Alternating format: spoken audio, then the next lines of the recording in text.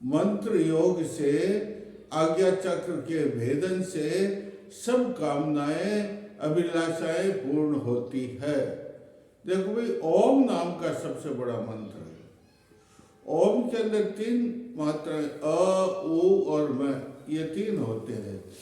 S का उच्चारण करने से ओम पूरा बोलते थे ओम ओम ओम ओम, तो तीनों एक साथ बोले जाते नहीं। अ उ म 3 अक्षर है, तो एक से हृदय में स्फूर्णा होती है। अ बोलते हैं तो इसमें हृदय में स्फूर्णा होती है।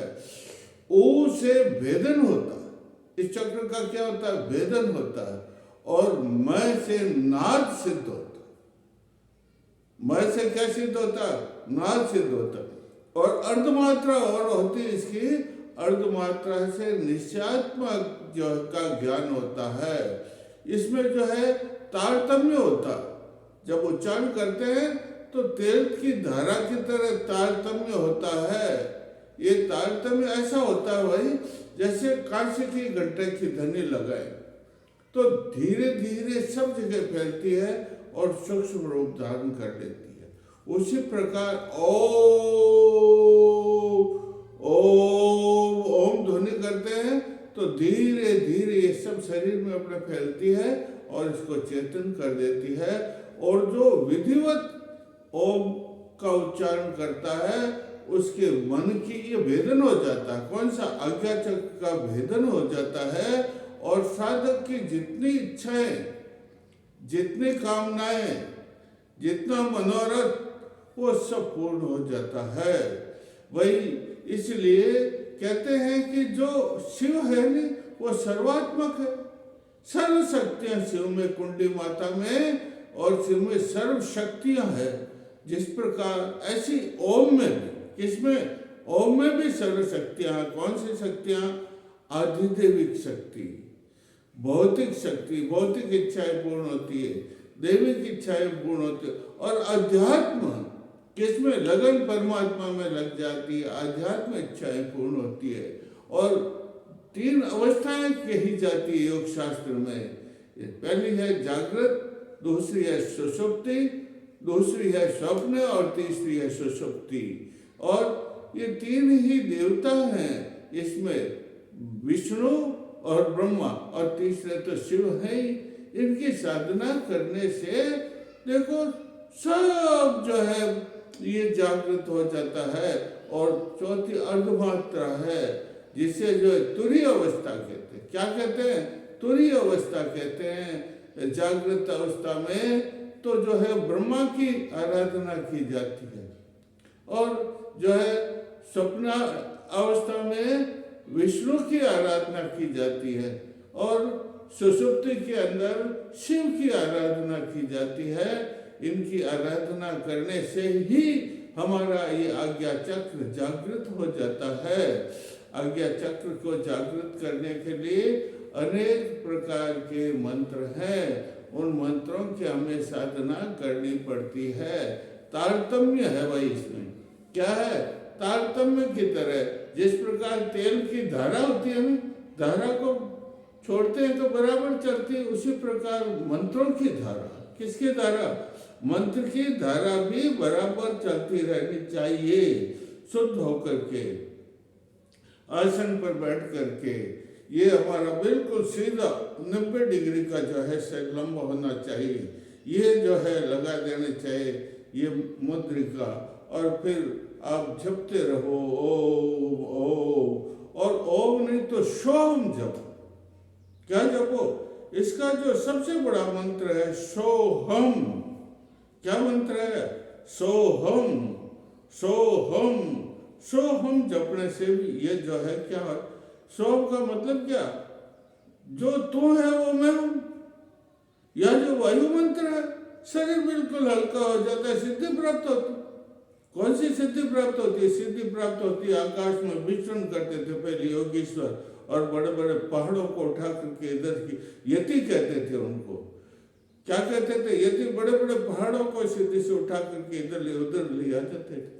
इसका बड़ा छोटा तो सोहम है, हंस सोहम। हंस सांस के साथ, किसके साथ?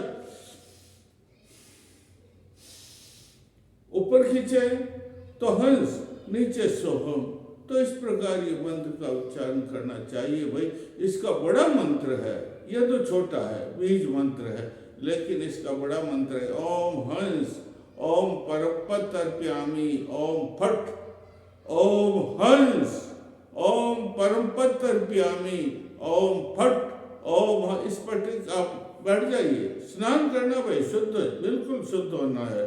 शुद्धि के बगैर ये मंत्र सिद्ध नहीं होते। मंत्र का मतलब होता है मनन करना। क्या करना?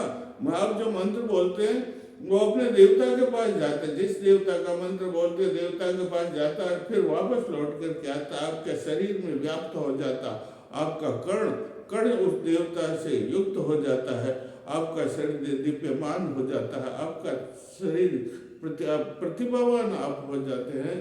तो ये मंत्र है भाई सोहम। छोटा और बड़ा मंत्र है ओम परमपत तर्पयामी, ओम फट स्वाहा, ओम परमपत तर्पयामी, ओम फट स्वाहा। ये तो हुआ इसके अधिदेवता। प्रत्येक चक्र के अधिदेवता होते हैं, जैसे मूलाधार के ब्रह्मा, स्वादिष्ठान के विष्णु, इसके रुद्र, लाकनी के ये मणिपुर के रुद्र, और ये इस प्रकार प्रत्येक के जो है देवता अधिपति देवता, तो इसके अधिपति देवता है भगवान सदाशिव। और जो है इसके जो है शिव की आराधना करने देवी कौन सी? इसकी देवी हाकनी। कौन सी देवी है? हाकनी का मंत्र जपना पड़ता। कौन सा मंत्र? और मंत्र को जपने से कुछ नहीं, हाकनी का मंत्र है, हाकनी का मंत्र है एम रिम, दोहा गए मूल बीज, एम रिम शब्दाख्य, ब्रह्म तत्व, वेदनी और प्रत्यय हाकनी स्वाहा। ये देखो ये पूरा मंत्र हो गया। किसका? हाकनी का। ओम एम रिम शब्दाख्य, और फिर ये वेदनी और भुवनेशी प्रत्यहाकनी स्वाहा। ये पूरा मंत्र होगा, इसको जपना। लेकिन ऐसे नहीं होगा, मंत्र को पहले प्राणवान किया जाता है। क्या क्या प्राण मंत्र में डाला जाता है। तो प्राण डालने के लिए ये मंत्र है आम ह्रीम क्रोम हंस शिवम शिवम सोहम अस्य मंत्र से प्राणा ये प्राण। क्या कहते हैं? अस्य मंत्र से प्राणा ये प्राण। फिर बोलते हैं आम ह्रीम एम ह्रीम श्रीम आम ह्रीम क्रोम अस्य मंत्र से जीव स्थित है। क्या कहते हैं? अस्य मंत्र से जीव स्थित है। प्राण त्वक मन चक्षा घ्राण प्राण यह गत्य सुखम चिरम तिष्ठन्तु स्वाहा। ये मत इससे इसमें प्राण इसमें जीवंत हो जाता। क्या हो जाता है? जीवंत हो जाता है। और ये मंत्र जीवंत होने के बाद में आप जो इसकी सिद्धि करो, देखो भाई एक दिन से नहीं होती। आज्ञा चक्र का मतलब है जो आज्ञा चक्र का भेदन कर लेता है मंत्र योग से, तो उसके क्या होते हैं? नीचे के चक्र अपने आप भेदन हो जाते। इतने नीचे के चक्रों की, कौन से नीचे के चक्र? मूलाधार, स्वादिष्ठान, मणिपुर, अनाहत और विशुद्ध। ये आज्ञा चक्र का एक बार भेदन हो जाने से और इस मंत्र की सिद्धि करने से सारे नीचे के चक्रों में ये अपना भेदन हो जाता है और सब सिद्धियां। लेकिन भाई एक बात है, शास्त्रों में लिखा हुआ आज्ञा चक्र से जो सिद्धियां प्राप्त होती है, उन सिद्धियों में सच्चा योगी तो उसके माया जाल में नहीं पड़ेगा। अगर योगी सिद्धियां प्राप्त होगी और जब उसको घमंड हो जाएगा, ओह मैं तो इतना योगी बन गया, मैं तो सिद्ध बन गया हूँ, तो उसकी सारा क्रियाक्रम खत्म हो जाएगा और वो दुनिया को भी ठगने लग जाएगा, अरबपति बन जाएगा, लेकिन उसकी सिद्धियां फिर उसके पास नहीं रहेगी। इसलिए आज्ञा चक्र तक सिद्धियां हैं, लेकिन उसके आगे आज्ञा चक्र का भेदन क्या मतलब? ये सिद्धियां तो यहाँ है, लेकिन इसका रास्ता ये देखो, ये प्रकृति, इसके नीचे आज्ञा चक्र, उसके बाल की नोक के बराबर सूक्ष्म जो है रास्ता है, उसको ये हाकनी मंत्र जपने। क्या जपने से? हाकनी मंत्र का जपने से उसमें जो है प्राण जो ऊपर चढ़ जाती है। कौन सी कुंडली माता, कौन सी ताला लगा हुआ है।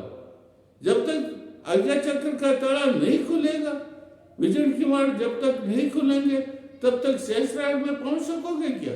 नहीं पहुंच सकोगे। यहाँ हम सम दो पहरेदार है। कितने पहरेदार है? एक हम और दूसरा शम। ये दो पहरेदार एकदम छड़ी लेकर खड़े रहते हैं। कोई साधक सिद्ध जब तक योग्य नहीं बनता है तब तक वो जो आगे नहीं जाने देते हैं। इसलिए हम सम ये दो मंत्रों को भी सिद्ध करना पड़ता है और इनकी सिद्धि, और ये गुरुपीठ कहलाता है। क्या कहलाता है? जब तक गुरु को जो प्रसन्न नहीं किया जाता, गुरु के पास इसकी चाबी है। इसकी चाबी किसके पास है? ये जो ताला लगा हुआ आज्ञा चक्र में ऊपर जाने का, इसकी चाबी केवल गुरु के पास है और उसको दिव्यकरण की चाबी कहते हैं। क्या कहते हैं? जब तक गुरु से साधक को दिव्यकरण की चाबी नहीं मिलती है तब तक इस चक्र में आगे नहीं बढ़ सकता है। तो ये चाबी, और सबसे बड़ी बात ये हमारी इंद्रियां है। कितने इंद्रियां हैं? 10 इंद्रियां, 5 कर्मेंद्रियां, 5 ज्ञानेंद्रियां। ज्ञानेंद्रिय कौन सी है? आंख, ये कान, ये नाक, ये चर्म और रसन, ये तो है ज्ञानेंद्रिय। दोनों हाथ, पांव, गुदा, प्रजनन स्थान और ये जो है वाणी, ये है ज्ञानेंद्रिय। एक मन, ये ज्ञानेंद्रिय है भाई। ये बाहिर्मुखी है। क्या है कि ये इनकी वृत्तियां बाहर की ओर जाती हैं, बाहर के दृश्य दिखाई देते हैं। लेकिन आज्ञा चक्र में जब खेचरी, कौन सा, जिस खेचरी जो है त्राण करते हैं, मुद्रा करते हैं, खेचरी जीभ को उलट देते हैं, इसको छेदन को बंद कर देते हैं। आंखें जब खुली रहती है तब तो बाहर के दृश्य दिखाई देते, लेकिन जब आंखें बंद करके रखी खेचरी मुद्रा करते हैं तो अंदर जो अंतरतम है, क्या है? अंतर शरीर तो दो है ना, एक तो बाहर स्थूल शरीर, एक सूक्ष्म शरीर, और सूक्ष्म के भी आगे कारण शरीर है। तो सूक्ष्म शरीर और कारण शरीर के दृश्य जो है 10 भुवन जिसे कहते हैं वो शरीर में ही है। 14 भुवन जिसे कहते हैं वो शरीर में सब दृष्टिगत होते हैं, सब दिखने लग जाते हैं। और सब तक अंतर्मुखी प्राणायाम करना पड़ता है।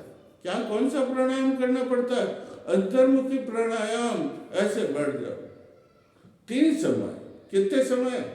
ये तो प्रातःकाल, एक दोपहर और सायंकाल।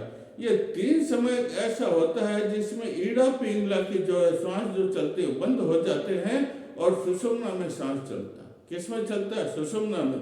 और उस समय में दूसरे जो श्वास बंद होने से, सुषुम्ना में सांस चलने से, और फिर आप ध्यान में बैठ करके और भावना करो मेरे आज्ञा चक्र में अंतर प्राण चालू हो जाए। ये बाहर का लौकिक प्राण है ना, ये जो आप सांस नाक से छिद्रों से लेते हैं ये लौकिक प्राण है। लेकिन अंतर प्राण का मतलब ये जब बंद हो, समाधि लगाते हैं, हजारों वर्ष की समाधि लगाते हैं। वाल्मीकि ने कितने वर्ष की समाधि लगाई, मिल के जम गए थे। और जब ऋषियों ने कहा हे वाल्मीकि, तब एकदम जाग गया था। तो उससे हजारों वर्ष तक जो समाधि लगाते, उसमें लौकिक श्वास नहीं चलता है। अंतर कहाँ? ये जो आज्ञा चक्र है, इस आज्ञा चक्र से जो है श्वास अंतर प्राण चालू हो जाते हैं, जो सारे शरीर को चेतन करते क्या रखते हैं। तो ये अंतर प्राण चालू करना पड़ता है। और इससे जो है हमारी साधना, ये चक्र क्या होता है? ये चक्र जो ऊपर चढ़, साधक का जो है प्राण ऊपर चढ़ता है। कहाँ ऊपर चढ़ जाता? इसमें। किसमें?